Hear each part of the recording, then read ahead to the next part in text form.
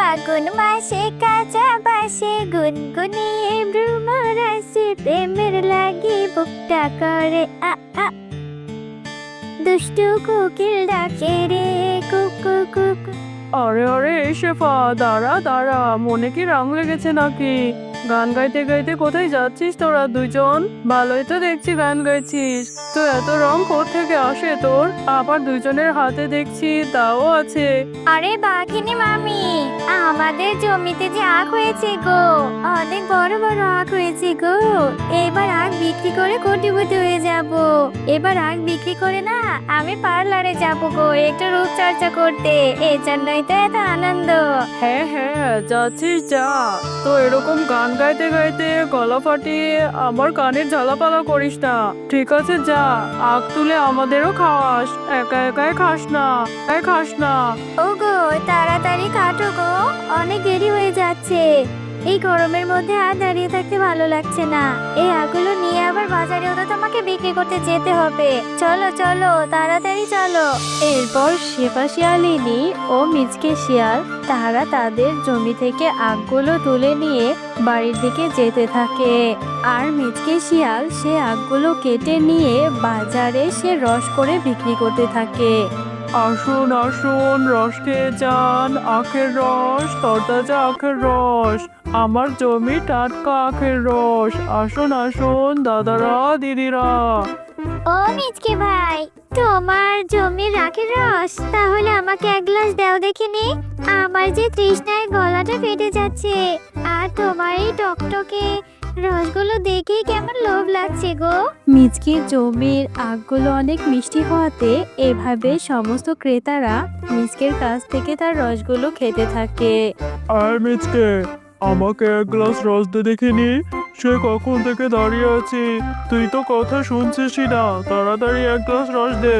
আরে বাঘ মামা, তুমি রোজ রোজ এসে বাকিতে রস খেয়ে যাও। এভাবে বাকিতে রস দিলে আমার ব্যবসা যে লাটে উঠে যাবে। আজকে টাকা দিতেই হবে, আগে টাকা দাও তারপর রস খাবে। তোর কি মাথা ঠিক আছে?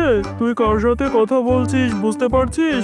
আমার কাছে রসের টাকা চাইছিস। তুই কিভাবে রসের ব্যবসা করিস সেটাও আমি দেখে নেব।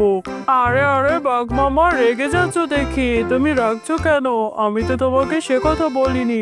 তুমি বলো, এভাবে বাকিতে যদি সবাইকে খাওয়াতে থাকি তাহলে আমার ব্যবসা কি করে টিকবে বলো?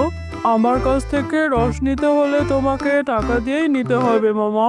মিচকে, তুই কিন্তু কাজটা ঠিক করলি না। আমি তোকে দেখে নেব। তোর জমির আখ কি করে তুই বাজারে এনে বিক্রি করিস সেটাও দেখে নেব। আরে আরে মামা, দাঁড়াও দাঁড়াও, রস খাবে না? খেয়ে যাও রস। হ্যাঁ গো, শুনছো?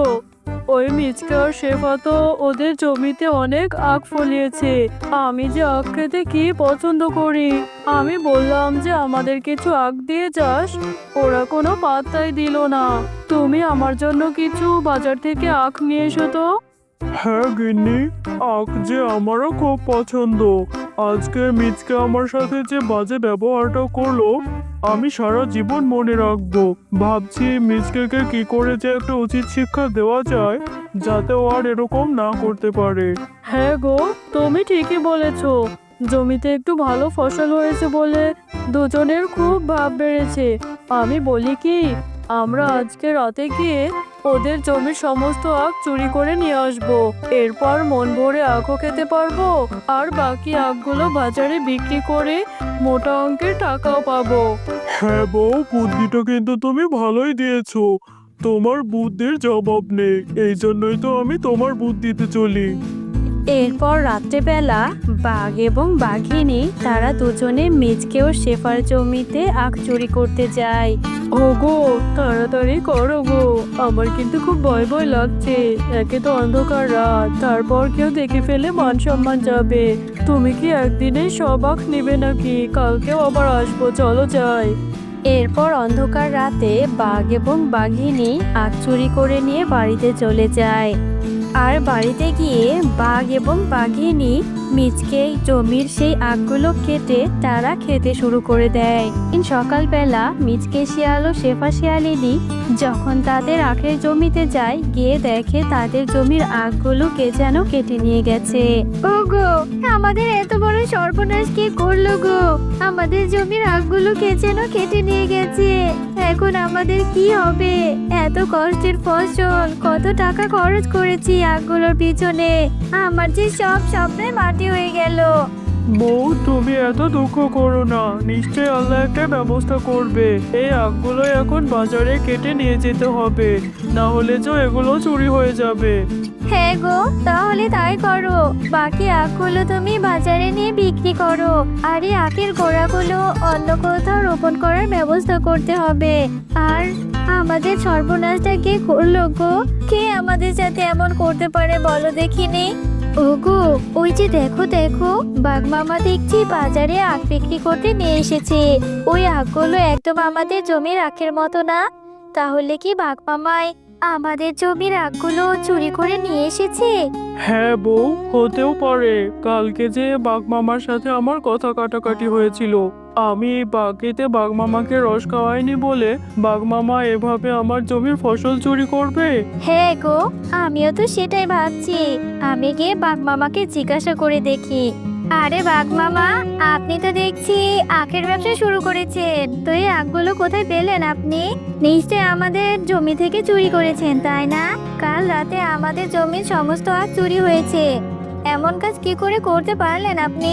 আরে শেফা, তোর মাথা ঠিক আছে তো? তুই কার সাথে কথা বলছিস ভুলে যাচ্ছিস বোধহয়। আমি তোদের জমি থেকে আখ চুরি করতে যাব কেন? তোদের জমি ছাড়া এই বনে কি অন্য কারোর আখের জমি নেই? আমি অন্য কারোর জমি থেকে কি আখ কিনে এনে ব্যবসা করতে পারি না নাকি?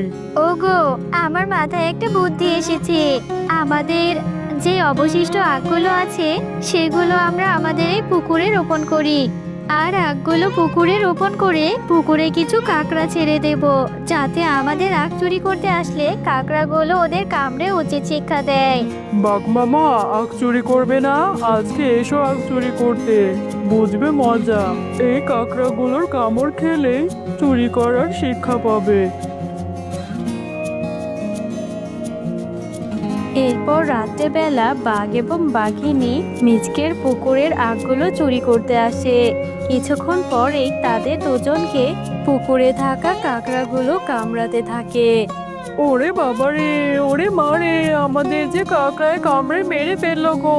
আর আখ চুরি করতে আসবো না। কে কোথায় আছো গো? আমাদের এই কাকড়ার হাত থেকে বাঁচাও, আমাদের মেরে ফেলবে। আরে বাঘিনী মামি, বাঘ মামা যে, এই অন্ধকার রাতে তোমরা আমাদের আখ চুরি করতে এসেছো? আর তোমাদের চিৎকার চেঁচামেচিতে ঘরে যে থাকতে পারলাম না। উচিত শিক্ষা হয়েছে, অন্যের জমির ফসল চুরি করে খাওয়া। আরে মিচকে, শেফা, আমাদের ছেড়ে দে। তোদের কাকড়াগুলো আমাদের মেরে ফেললো রে। আর কখনো আখ চুরি করতে আসবো না বাবা। আমাদের উচিত শিক্ষা হয়েছে। এবার থেকে টাকা দিয়ে আখের রস কিনেই খাবো। আমরা জানতাম যে তোমরা নিজেদের লোক সামলাতে পারবে না, এর জন্যই তো আমাদের পুকুরে কাঁকড়া ছেড়ে দিয়েছি। এবারের মতো মাফ করে দিলাম, আবার এরকম হলে কিন্তু কুকুরের কামড় খাওয়াবো।